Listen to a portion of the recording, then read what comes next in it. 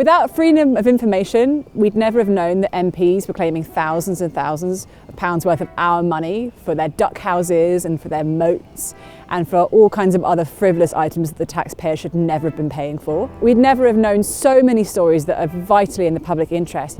But the problem is, freedom of information is under unprecedented threat now. We've discovered that there's a secretive unit inside government that is screening all the freedom of information requests that get sent to government and is profiling journalists, taking into account who a journalist is, who they write for, where they work, when deciding whether or not to release certain types of information. That is against the spirit and the letter of freedom of information law. As one example of just how important this is, how it can often be a matter of life and death and justice, there's the story of Jason Evans. Jason Evans was 4 when his father died. Jason's father, like thousands of other people in Britain, was given contaminated blood on the NHS.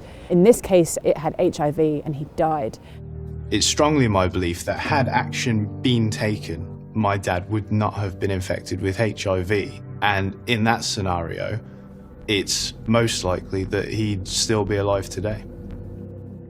Jason has been trying to piece together what happened, why and who was responsible for his entire life.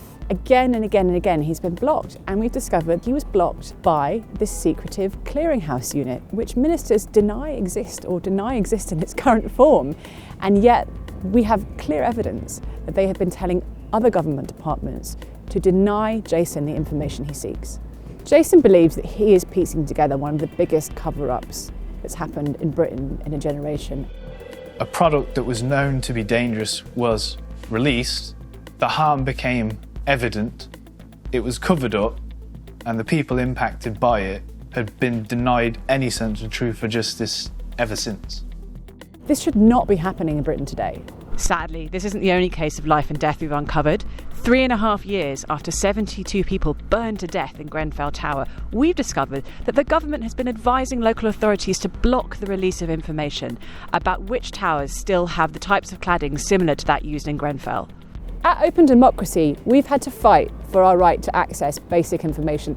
We fought legal battles which have taken years to, for example, discover what taxpayer-funded research about the consequences of Brexit actually says. Struggles that we should never have had to fight and legal battles we should never have had to mount. Michael Gove says that there's no breach of the law. We have direct evidence which contradicts this. Our reporter, Jenna Corduroy, entered a subject access request which showed that she was being discussed across government. There were literally, and I quote, government officials saying, "Just flagging this to you as Jenna Corduroy is a reporter for Open Democracy."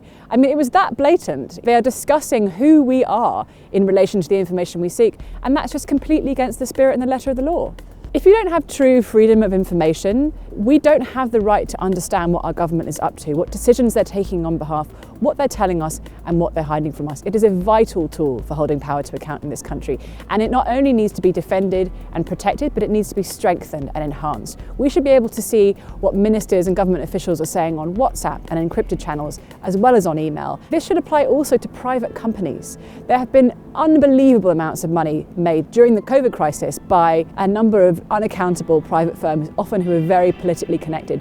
We need the law to be extended so that we can access information about how private companies are operating when they deal with government as well. The good news is that we can all do something about this. We're taking the government to court over their secrecy. We are also running a petition, which thousands of people across this country have already signed.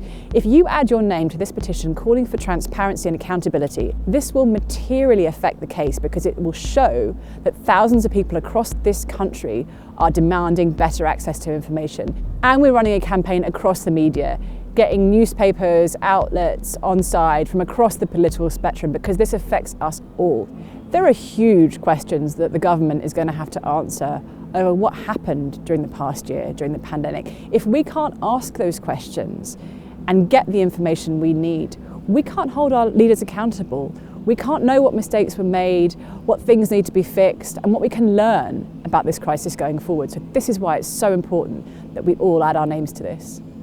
Please support independent media. We need alternative voices in this debate. Open Democracy is one of them, and so is Double Down News. Please support Double Down News on Patreon.